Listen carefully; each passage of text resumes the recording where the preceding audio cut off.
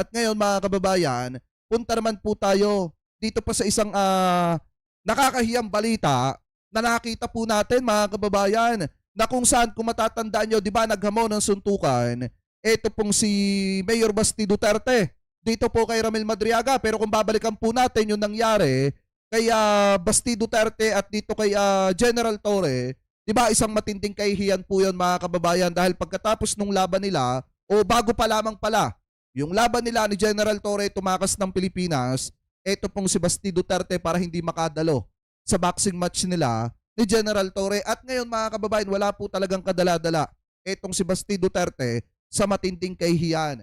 Muli na naman po siyang naghamon mga kababayan dito po kay Ramil Madriaga, at sa pagkakataong ito, pumalag po itong si Ramil Madriaga at tinatanggap ang hamon ni Basti Duterte. Ito, pakinggan po natin. Pumalag ang nagpakilalang bagman ni Vice President Sara Duterte na si Ramil Madriaga sa hamong suntukan ni Davao City Mayor Baste Duterte.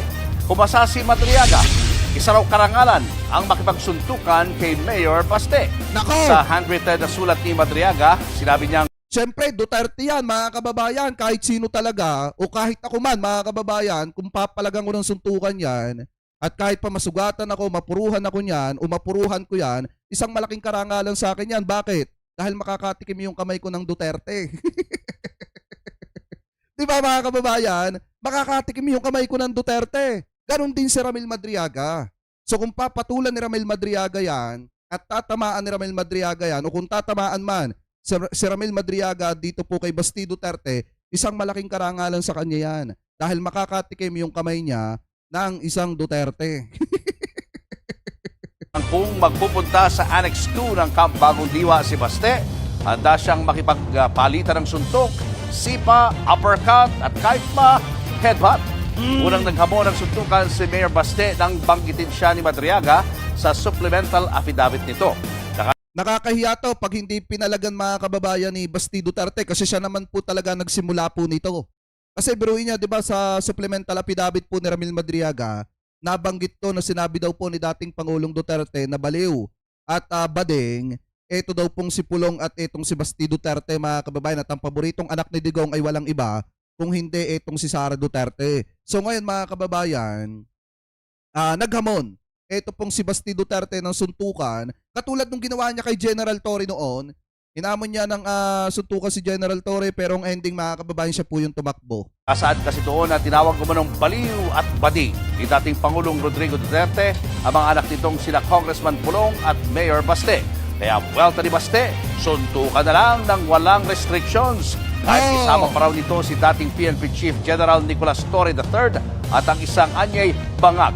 Kung matatandaan, dati na rin naghamon ng suntukan si Mayor Baste kay Torre. Umasa si Torre at ni-livestream pa nga ang kanyang paghihintay sa boxing ring. Pero ni anino ni Baste, hindi nakita. Mga kapatid, Julius Babaw po. Ayan mga kababayan yan yung isang matinding kahihiyan na ginagawa na naman ni Basti Duterte. Diba, walang kadala-dala. Napahiya na nga siya nung mga panahong hinamon niya, ito pong si General Torre. At ngayon mukhang mauulit na naman mga kababayan yung nangyari sa nakaraan, na napahiya ito pong si Basti Duterte. Ano po kasi, kung pagbabasihan po natin ang sinabi mga kababayan ni Secretary John B. Cremulya, ito nga yung sabi niya, ayan angas ni Baste, pinalaga ni Secretary John B. Cremulya. Sabi po dito, puro salita. Tayo, laki tayo sa kalye. Kung tayo, madakdak lang tapos wala namang follow up, di ba supot ka? O yan yung sabi mga kababayan ni Secretary John B. Cremulya. Kasi alam nyo naman mga kababayan ng mga Remulyo sa Cavite, talagang ano po talaga yan, mga mabibigat po talaga mga kababayan yan. At saka mga pilyo talaga. Ano po yan po ay kasabihan ng mga matatanda na yung mga Remulyo sa Cavite, mga pilyo po talaga yan mga kababayan. So ngayon sabi pa dito, ang yabang puro salita. Pero kung tanggalin mo sa Davao, wala naman, ayaw gumalaw. Call him out, matapang ka, tingnan natin kung gaano kakatapang ngayon. O yan po yung sabi ni Secretary John B. Cremulya. Kasi mga kababayan, alam niyo naman si Mayor Basti Duterte, matapang lang po talaga yan sa salita. Pero sa personal mga kababayan, wala po talaga, tumatakbo po talaga yan. At yan po ay napatunayan na natin nung tinanggap ni General Torre yung hamon po niya na suntukan mga kababayan. 'Di ba? Biruin nyo, nung pinalaga ni General Torre para makatulong sa mga kababayan Pilipino sana natin na naapektuhan po ng kalamidad, ang ginawa po ni Basti Duterte, eh 'di ba nagpunta ng ibang bansa at nagpalipas muna doon at after po nung laban nila, dapat saka po siya bumalik ng Pilipinas. Yan po ay isang indikasyon at patunay na talagang duwag. Ito pong si Basti Duterte, hindi na naman din po nakakapagtaka dahil noong mga panahon na hinamon, yung kanyang tatay naman ni Carbonel ng duelo mga kababayan sa harap ng City Hall ng Davao, di ba hindi pumalag itong si Duterte kay Carbonel? So saan ba naman magpamana? Ito pong si Basti Duterte, syempre, doon sa kanyang tatay na duwag din. Mga kababayan, matapang lang talaga dahil nasa posisyon po sila. Pero kung wala sila sa posisyon, mga kababayan, hanggang saan naabot yung tapang po nila. Ano po? Anyway, mga kababayan, so ngayon, kung mapapansin nyo, ito ay panibagong kahihiyan na naman po ni Mayor Basti Duterte kung mga kababayan, kung hindi niya papalagan yung pagtanggap ni Madriaga sa hamon po niya na suntukan. At saka kung matatandaan nyo, matindi rin magsalita mga kababayan, ito pong si Basti Duterte dahil po sa kanya mga sinasabi, pinalagan po siya ni NBI Director Matibag at pinatatawag po siya mga kababayan sa NBI. Kaugnay po nung kanyang pagbabanta sa buhay ng presidente, yung pagtanggal niya ng ulo ng presidente. So eto, i-play po natin. Well, yung mga ganyang bagay, sasabihin na naman metaphor or what, but as our mandate, we always mindful of the security of our president at babantayan natin yan at kailangan natin sigurong imbestigahan ng mas maayos para malaman natin kung ano talaga ang intensyon.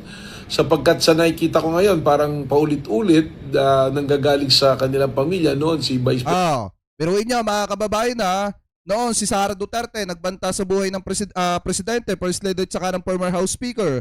Pero kalaunan mga kababayan, sinasabi nila na conditional threat daw. Ngayon si Basti Duterte na naman. Ang tanong, ano na naman ang idadahilan ng mga ito mga kababayan? Ngayon nasusukol na naman sila. President Sara, ngayon si Basti naman, ang sinasabi lagi, yung ulo lagi ng presidente yung binabanggit nila. So, sabi ko nga, palalalimin natin at titingnan natin ito kung anong direksyon ang talagang tinutumbok ng mga pananalita na ganyan. We are reviewing it at tinitingnan natin kung kinakailangan gawin yan. But kung umabot sa ganong sitwasyon, we will not hesitate na magpadala ng subpoena para siya mismo magbigay linaw. Mga kababayan, 'di ba? Tsaka ang isa dito, doon sa mga DD-shit, sana pag napahiya si Basti Duterte sa pangalawang pagkakataon, tanggalin nyo na ang suporta dyan. Alam mo, Koko kay Bongo, kakalas na ako dyan sa mga Duterte. Bakit mga kababayan? Kasi wala na naman din puwang ito pong si Bongo mga kababayan sa mga Duterte dahil po sa ginagawa ni Basti Duterte. Alam niyo po ba mga kababayan, yung isa sa mga nakita po nating balita, kung titingnan nyo po ayon po dito sa Kurap Republic, basahin po natin ito raw. Mas lalong umiinit ang usapin ng politika matapos opisyal na umupo si Davao City pero si Basti Duterte bilang permanenteng leader ng PDP laban na ayon sa ilang obserbador ay parang keep out sign para sa mga ambisyosong pangpangulo sa 2028. Sa gitna ng bagong ayos ng kapangyarihan, lumalakas ang usap-usapan na si Basti ang posibleng plan B ng Duterte camp kung sakaling maharang ang presidential bid ni Vice President Sara Duterte. Dahil dito, tila naiipit ngayon si Senator Bongo na matagal nang itinuturing na malapit na kaalyado ng pamilya Duterte at minsan, number 1 sa senatorial race. Tanong ngayon ng publiko, ito na ba ang simula ng DDS Civil War o simpleng realignment lang ng kapangyarihang politikal sa puwersa mga kababayan? Kasi nga, ang nangyari po dito sa ginawang ito ng kampo po ni Basti Duterte mga kababayan, yung pag-upo ni Basti Duterte bilang leader ng PDP laban, parang game over na para po dito kay Bongo. Kasi nga mga kababayan, kung mapapansin nyo, sabi nga dito sa quote-in-quote, game over na para kay Bongo. Basti Duterte tila sinaraduhan na ang tsansa ni Mr. Malasakit na maging pangulo sa 2028 mga kababayan, or yung posibleng pagkapangulo sa 2028. Kasi nga ang gusto ng mga Duterte, kanila lang po yung kapangyarihan at kahit pakaalyado nila kung haharang sa kanila yan, sasarhan po nila yung posibleng daanan, mga kababayan, nito pong kanilang mga kaalyado na makakuha ng mataas na posisyon sa pamahalaan, sa gobyerno, mga kababayan. Dahil nga, sa kagustuhan ng mga Duterte, na dapat yung matataas na posisyon, kanila lang yon. At kahit pakaalyado kanila, pag ikaw ay humaharang sa dadaanan nila para makuha yung mataas na posisyon na yon, ituturing kanilang kaaway, mga kababayan. Kaya nga doon sa mga didiset at dito kina Senator Bongo, mag-isip kayo ng maraming beses, lalo na pag napahiya sa pangalawang pagkakataon, itong si Basti Duterte. Pag-isipan nyo ng maraming beses kung susuporta pa ba kayo sa mga Duterte. Kasi biruin nyo, si Basti Duterte mahilig maghamon, pero wala namang aksyon. Takot naman pumalag, mga kababayan. Takot mabugbog, takot magulpe ng kanyang mga taong hinahamon. Kaya nga sa totoo lang, kung ikaw ay isang didiset na may prinsipyo, abay mapapaisip ka kung susuporta ka pa ba or hindi, mga kababayan. Pero kayo, kung kayong tatanungin, ano po masasabi nyo? Sa tingin nyo po ba, mga kababayan, aaksyonan kaya ni Basti Duterte itong ginawa niyang paghahamon dito po kay Ramil Madriaga dahil sa tinanggap na ni Ramil Madriaga yung hamon niya po, mga kababayan, na suntukan dito kay Ramil Madriaga. Ano po, so comment below na lamang po ako, ano po masasabi nyo? Hingil po dyan, mga kababayan.